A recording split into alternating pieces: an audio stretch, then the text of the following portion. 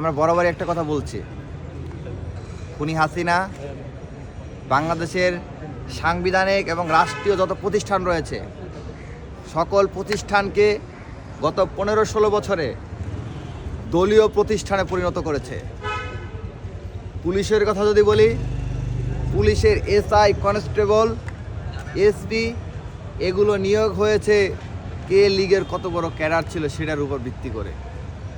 এবং বর্তমানে যারা পুলিশে কর্মরত আছে অধিকাংশ অফিসারই এই লীগের কোটায় অফিসার হয়েছে।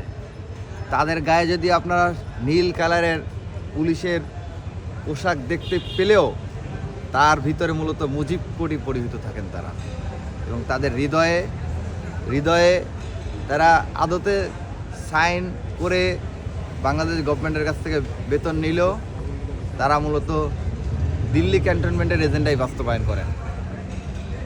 এরাই জুলাইয়ে গণহত্যায় জড়িত ছিল, জুলাইয়ের ছাত্র জনতার উপরে গুলি চালিয়েছে, জুলাইয়ের ছাত্র জনতাকে খুন করেছে, গুম করেছে।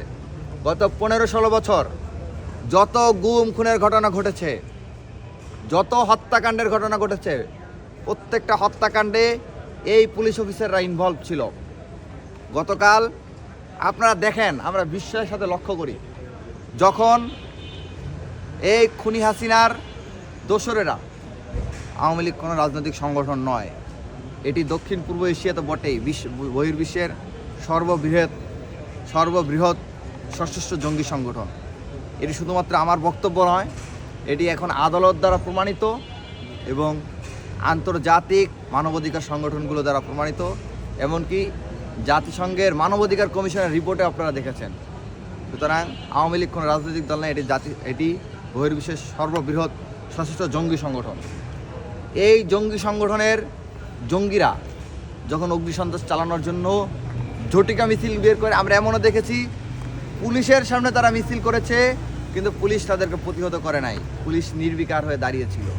এরকম অনেক ভিডিও আপনারাও দেখেছেন, আপনারাও সাক্ষী, সাংবাদিক বন্ধুরা, তাদের ব্যাপারে কোনো পদক্ষেপ গ্রহণ করে নাই। কিন্তু জুলাই জনতা যখনই মিছিল করেছে, যখনই তারা তাদের প্রতিবাদটি জানিয়েছে, তখনই পুলিশ সেই জুলাইয়ের যে পরাজয়ের প্রতিশোধ, সেই পরাজয়ের প্রতিশোধ নেওয়ার নিমিত্তে অন্যরকম একটা ক্ষোভ নিয়ে ছাত্র জনতার উপর হামলে পড়েছে।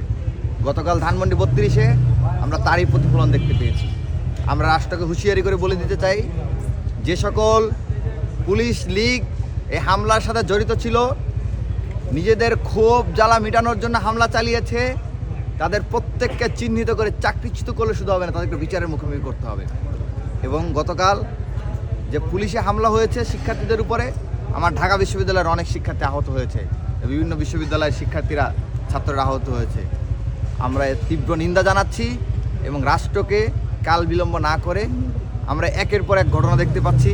আমরা দেখলাম শিক্ষকদের উপর হামলা চালানো হইলো, আমরা দেখলাম ইবতেদায়ী শিক্ষকদের উপর হামলা চালানো হইলো, আমরা এর আগে দেখলাম শ্রমিকদের উপর হামলা চালানো হয়েছে, এর আগে ছাত্রদের একাধিক আন্দোলনের পর্যায়ক্রমে হামলা দেখছি।